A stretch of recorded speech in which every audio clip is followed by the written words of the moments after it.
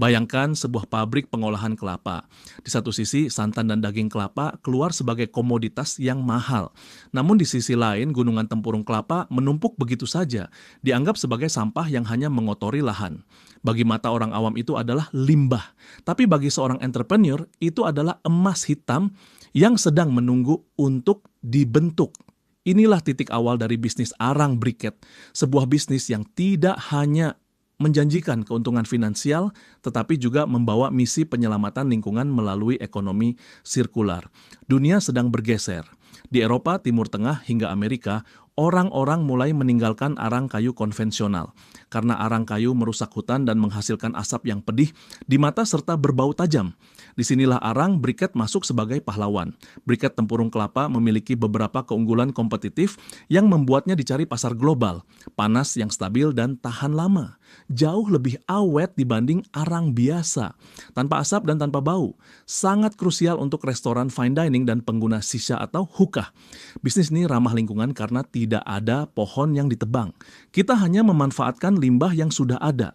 Bisnis ini bertahan lama karena ia menyelesaikan masalah besar. Menyediakan bahan bakar efisien tanpa menghancurkan bumi. Mari kita bicara angka dan strategi. Indonesia adalah produsen kelapa terbesar di dunia. Kita memiliki keunggulan komparatif pada bahan baku. Namun, kesalahan banyak pebisnis adalah hanya menjual arang mentah. Pebisnis briket yang sukses melakukan pengolahan tempurung menjadi tepung karbon, mencampurnya dengan perekat alami, lalu menekannya dengan mesin hidrolik, menjadi bentuk kubus atau silinder yang presisi. Dalam strategi pemasaran, bisnis ini sangat bergantung pada ekspor. Permintaan briket untuk shisha di Timur Tengah dan briket barbeque di Eropa bersifat konsisten dan masif. Dengan mengubah limbah menjadi produk bernilai tambah tinggi, margin keuntungan meningkat hingga 300% dibandingkan hanya menjual tempurung mentah. Bisnis ini bukan tanpa tantangan.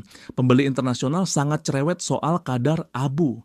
Mereka ingin abu yang berwarna putih, bukan coklat. Mereka ingin briket yang tidak mudah pecah saat dijatuhkan. Pebisnis briket yang bertahan lama adalah mereka yang berinvestasi pada quality control.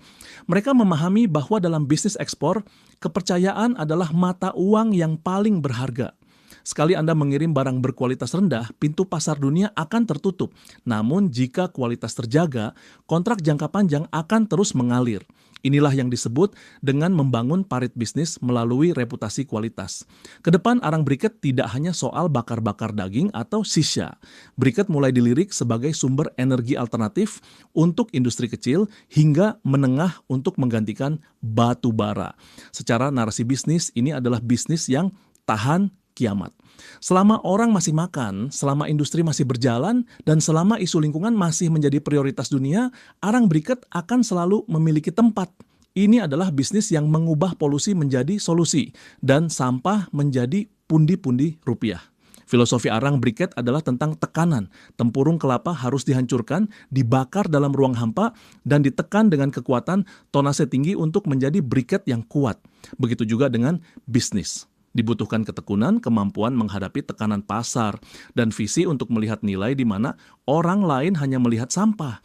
Jika Anda mencari bisnis yang memiliki akar bumi yang kuat namun memiliki jangkauan langit yang luas, arang briket adalah jawabannya.